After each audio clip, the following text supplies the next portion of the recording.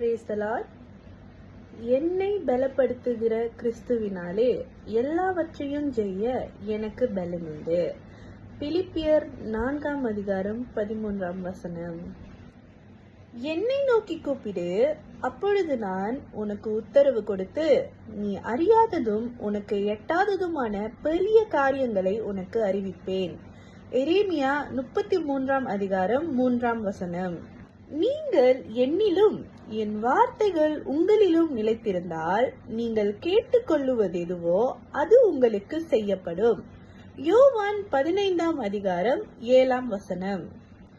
நான் உங்களுக்கு கற்பிக்கிற யாவையும் நீங்கள் செய்வீர்களானால் என் சிநேகிதராய் இருப்பீர்கள்.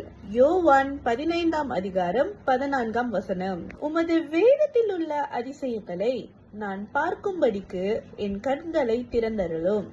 சங்கீதம் 119:18.